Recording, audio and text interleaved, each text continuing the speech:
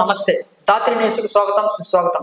ఈ రోజు మనతో పాటు ఆమ్ ఆద్మీ పార్టీ తిరుపతి జిల్లా అధ్యక్షుడు నాగేష్ గారు ఉన్నారు। సార్ నమస్కారం సార్। నమస్తే సార్, దేశ చరిత్రలోనే కన్నీ విని ఎరుగని రీతిలో ఒక సిట్టింగ్ ముఖ్యమంత్రిని అరెస్ట్ చేశారు, దీని మీద మీ అభిప్రాయం? యావత్ భారతదేశ ప్రజలందరూ కూడా బాధపడాల్సిన రోజు ఇది। నిజాయితీ పరులని జైల్లో పెట్టడానికి భారతీయ జనతా పార్టీ ఆడుతున్న నాటకం అని చెప్పని ప్రజలందరూ కూడా స్పష్టంగా తెలుసుకుంటున్నారు। మన యొక్క భారతదేశ ప్రజలే కాదు, వివిధ దేశాల్లో ఉన్నటువంటి దేశ అధ్యక్షులు స్పందిస్తున్నారు, ఐక్యరాజ్య సమితి స్పందిస్తుంది।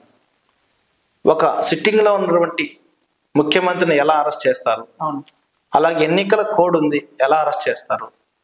ఇన్ని రోజులు లిక్కర్ స్కామ్ అని చెప్పని నాటకాలు ఆడించి ఈ రోజు ఎన్నికల వేళ కేవలం లోక్సభ ఎలక్షన్లో ఆమ్ ఆద్మీ పార్టీ అభ్యర్థులు కానీ ఇండియా కూటమి కానీ బలపరచకూడదు అనేటువంటి ఒక రాజకీయ దురుద్దేశం కుట్రతో మాత్రమే ఈ అక్రమ అరెస్ట్ అని చెప్పని ప్రజలందరూ కూడా భావిస్తున్నారు।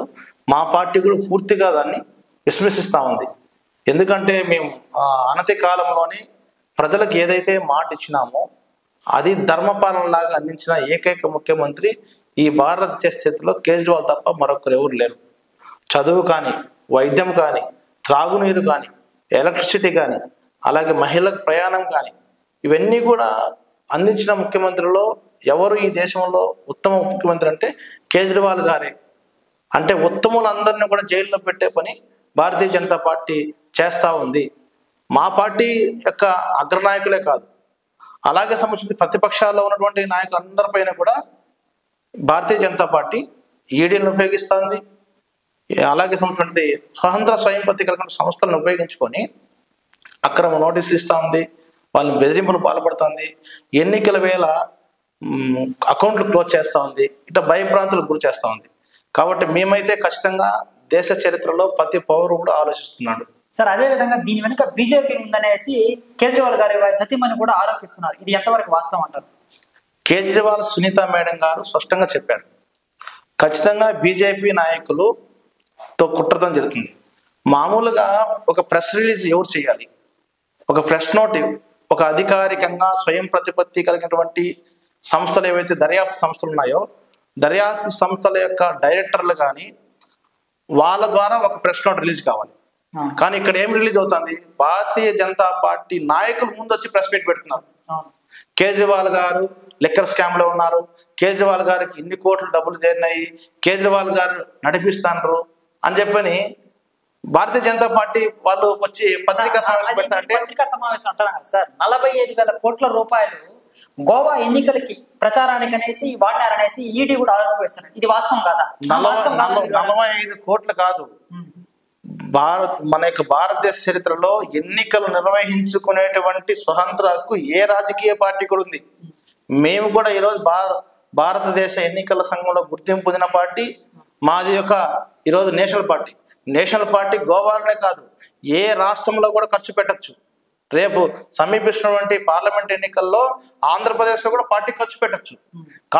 పార్టీ ఖర్చు పెట్టేదాన్ని మీరు ఫలానా డబ్బులు వాడారు అని చెప్పని అన్నారు। మేము అడుగుతున్నాం, మీరు 45 కోట్లు అంటున్నారు కదా, ఈ 45 కోట్ల రూపాయలు ఎవరికి ఇచ్చారు? 45 కోట్లు కాదండి, ఇప్పుడు మా పార్టీ అక్కడ అన్ని చోట్ల నిలబడింది, 2 ఎమ్మెల్యేలు గెలిచాం। ఎన్నికల నిబంధన ప్రకారం పార్టీ ఖర్చు పెడుతుంది, అభ్యర్థి ఖర్చు పెడతాడు, పార్టీ ఖర్చు పెడుతుంది। పార్టీ ఖర్చు పెట్టే డబ్బులంతా కూడా ఇవి లిక్కర్ స్కామ్ డబ్బులు అంటే లిక్కర్ స్కామే కాదు, అది ఒక స్కామ్ కాదు, ఏం కాదు, అది ఒక నాటకాన్ని చూపిస్తున్నారు వీళ్ళు। ఇప్పుడు బీజేపీ అది నాటకం అంటారు, అది నాటకం అంటారా? ఖచ్చితంగా అది రాజకీయం దురుద్దేశంతో కేజ్రీవాల్ ఎదగకూడదు, ఆమ్ ఆద్మీ పార్టీ వేరే రాష్ట్రాల్లో విస్తరించకూడదు, ఇండియా కూటమిలో భాగస్వాములు కాకూడదు, అంటే దేశ రాజకీయాల్లో ఆమ్ ఆద్మీ పార్టీ విస్తరించకూడదు అనేసి బీజేపీ అక్రమ అరెస్టులు చేసి ఖచ్చితంగా అదే జరుగుతుంది, అదే చేశారు కూడా। అక్రమ అరెస్ట్ అని చెప్పి అందరూ, ఇప్పుడు నేను చెప్పేది కాదు, ఐక్యరాజ్య సమితి అంటే ఏంది? అన్ని దేశాలకు సంబంధించినటువంటిది, ఒక పౌరసత్వాన్ని కలిగి వివిధ దేశాల్లో మానవ హక్కుల ఉల్లంఘన కానీ జరుగుతున్నప్పుడు స్పందిస్తుంది, అవసరమైతే సహాయ సహకారం అందిస్తుంది। అటువంటి ఐక్యరాజ్య సమితి మొట్టికాయ చేస్తే ఇప్పుడు మనం అది ఖచ్చితంగా రాజకీయ కుట్ర అనేది అర్థమైపోతా ఉంది। కాబట్టి ఖచ్చితంగా మా ఆరోపణ కాదు, అది వాస్తవమే, భారతీయ జనతా పార్టీ నడిపిస్తుంది। సార్, ఇంకోటి ఏంటంటే కరుడు కట్టిన నేరస్తులు, తీవ్రవాదులు, ఉగ్రవాదులు, టెర్రరిస్టులు, ఆర్థిక నేరాలు చేసిన వాళ్ళు తిహార్ జైల్లో వేస్తారు, ఒక ముఖ్యమంత్రి అయి ఉండి అటువంటి స్థానం కలిగిన వ్యక్తిని తిహార్ జైలు వేశారు. ఆయన భద్రత ఉందనుకుంటున్నారా? మాకు అనుమానం ఉన్నది. మొదటి నుంచి కూడా మా యొక్క కేజ్రీవాల్ గారి సతీమణి గారు స్పష్టంగా చెప్తున్నారు. అవును. ఏం చెప్తానంటే ఆయనకి డయాబెటీస్ ఉంది, మీ అందరికి తెలిసిన విషయం. అలాగే ఆరోగ్యానికి సంబంధించిన కొన్ని సమస్యలు ఉన్నాయి. ఆయనకి అనారోగ్యంతో చాలా ఇబ్బంది పడుతున్నాడు. అలాగే సంబంధించినది ఆయన యొక్క దినచర్య చాలా డిఫరెంట్. అందరి రాజకీయ నాయకుల్లాగా ఆయన ఉన్నాడు. ఆయన చాలా సౌమ్యంగా ఉంటాడు. ఒకవేళ డ్రైవర్ లేట్కి వస్తే ఆయన నడిచి కూడా వెళ్ళిపోతాడు. చాలా మధ్యమాల్లో కూడా చూస్తుంటాను. అట్లాంటి వ్యక్తిత్వం కలిగిన ఆయనకి ఉంటాయి. ఇప్పుడు తిహార్ జైల్లో ఫస్ట్ కోర్టేమో కస్టడీకి తీసుకున్నది. ఆయన కేసును ఆయన వాదించుకునేటువంటి స్థాయికి వచ్చారు. తర్వాత వచ్చింది ఇప్పుడు తిహార్ జైల్లో ఒక సెల్ని ఏర్పాటు చేశారు. ఈ ఆర్థిక నేరగాళ్ళ చేత భయభ్రాంతులు గురి చేయించాలి. ఏదో రూపంలో ఆయన ఉన్న సెల్కి ఏదో ఒక ఆటంకం కలిగించాలి. కలిగించి ఆయనకు ప్రాణహాని ఉందని కూడా మేము భావిస్తున్నాం. ఎందుకంటే ఇప్పుడు మేము జైలుకు ఒకవేళ కేసు నిరూపణ అయ్యి శిక్ష వేస్తే అనుభవించడం వేరే, జైల్లో ఉండి కేసు నెపంతో ఒక ఇన్వెస్టిగేషన్ పేరుతోటి ఒక ముఖ్యమంత్రిని ఇట్లా అరెస్ట్ చేయడం అనేది అప్రజాస్వామికము. ఇది యొక్క భారత రాజ్యాంగంలో ఉల్లంఘన జరుగుతోంది, మానవ హక్కుల ఉల్లంఘన జరుగుతూ ఉంది.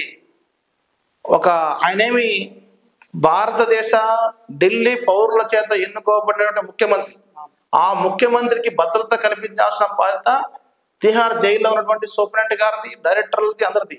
కానీ అక్కడ తిహార్ జైలు దేనికోసం వాడుతున్నారు? ఎటువంటి వాళ్ళు ఉంటారంటే మీరు చెప్పినట్టు కరడుగట్టిన నేరస్తులు, అంతర్జాతీయ ముఠా గ్యాంగులు, ఎవరైతే ఈ హవాలాకు పాల్పడే వాళ్ళు ఇస్తారు.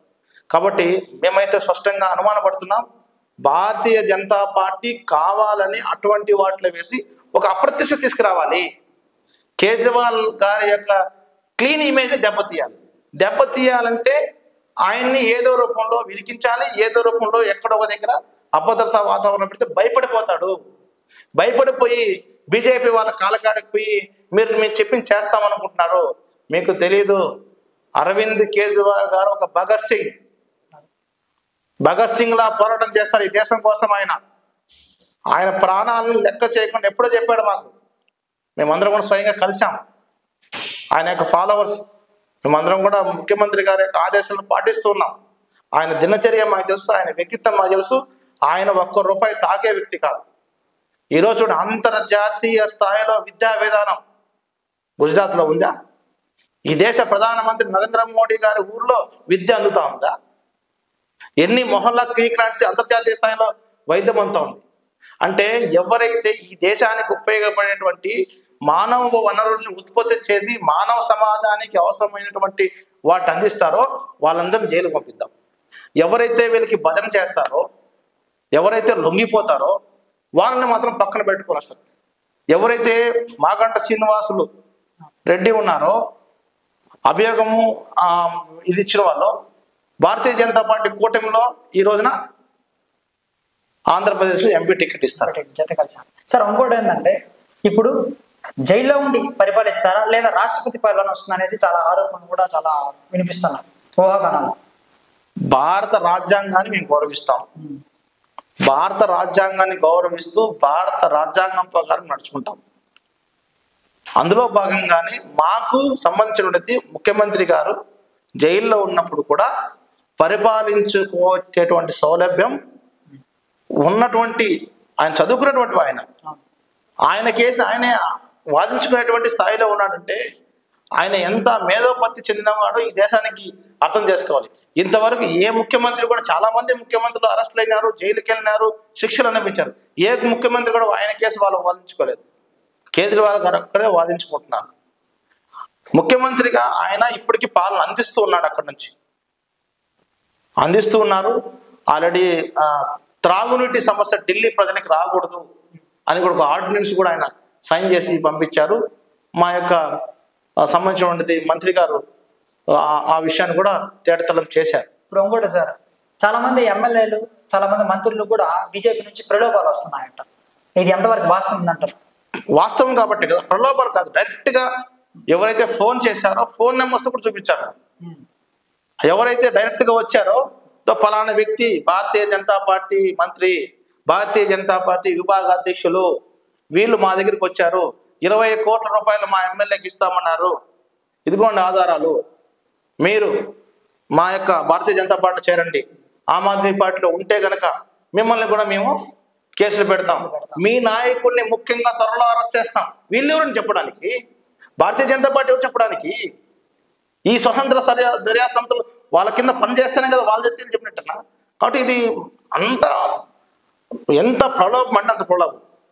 అది ఎత్తుకోండి. మొన్న చండీగఢ్ ఎలక్షన్లో ఏం జరిగింది మీకు తెలుసు, ఎంత ప్రలోభాలు చేశారు. భారత ఎన్నికల సంఘం యొక్క అధికారిని కూడా వాళ్ళు వదలకుండా ఆయనకి ఏం ప్రలోభం పెట్టారు. ఓట్లు కూడా ఏమి ఇంటులు పెట్టేసి చేశారు. అంటే అధికారులు కూడా ఈరోజు అదొకటి చాలు, కేజ్రీవాల్ ఈరోజు అరెస్ట్ చేశారంటే అదొకటి ఉదాహరణ తీసుకోవచ్చు. ఏ నేషనల్ మీడియా ఈ విషయాన్ని ప్రస్తావించడం లేదు. చండీగఢ్ ఎలక్షన్లో, మేయర్ ఎలక్షన్లో సంబంధించినప్పుడు అధికారి తప్పు చేసినారు కదా, అక్కడ భారత ఎన్నికల చట్ట ప్రకారం ఒక రిటర్నింగ్ ఆఫీసరే తప్పు చేసినాడు కదా, ఆ పని చేయించిన భారతీయ జనతా పార్టీ కేజ్రీవాల్ పైన నెప్పి ఈరోజు అక్రమంగా పెట్టడం అంటే తెలిసిపోతాడా ఎంత ప్రలోభాలు చేస్తుందో. కాబట్టి ఈ ప్రలోభాలకి ఆమ్ ఆద్మీ పార్టీ వాళ్ళు లొంగరు కాబట్టి జైల్లో వేస్తున్నారు. ఫైనల్ గా కేజ్రీవాల్ గారు లిక్కర్ స్కామ్స్ నుంచి నిర్దోషిగా బయటపడతారని మీరు అనుకుంటున్నారు? ఫైనల్ గా అది నేను చెప్పడం కాదు, దేశ ప్రజలకి స్పష్టంగా అర్థమవుతుంది.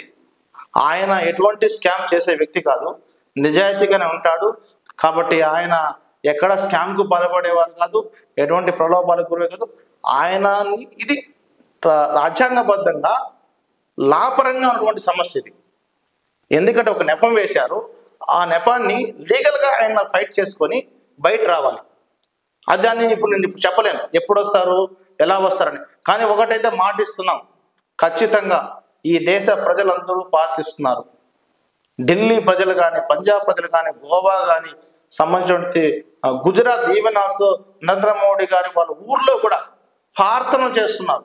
రోడ్డు మీద ఎలక్షన్ కోడ్ ఉన్నప్పుడు కూడా రోడ్డు మీదకి వచ్చి మంచి నాయకుడిని, ఆదర్శ నాయకుడు అరెస్ట్ చేశారని చెప్పి కళ్ళలో నీళ్లు పెట్టుకుంటారు. మన రామ్లీలా మైదానంలో లక్షలాది మంది ప్రజలు వచ్చారు కేజ్రీవాల్ కోసం. ఆయన తప్పు చేశాడంటే అది నమ్మరు. ఖచ్చితంగా ఆయన బయట వస్తాడు. బయట వస్తే ఖచ్చితంగా ఈ దేశానికి ఆయన ఒక నయా భారత్, ఒక కొత్త నూతన భారతదేశాన్ని నిర్మించాలని సంకల్పిస్తున్నారు. ఖచ్చితంగా జైలు నుంచి వస్తారు. ఆయన దోషిని ఇప్పుడు కోర్టు కూడా చెప్పలే కదా, కాబట్టి ఖచ్చితంగా బయట వస్తాడు, మంచి పాలన అందిస్తా అని చెప్పి తెలియజేస్తున్నాను. థ్యాంక్ యూ నరేష్ గారు, మీ సమయాన్ని కేటాయించిన thank you so much. Thank you sir. Thank you.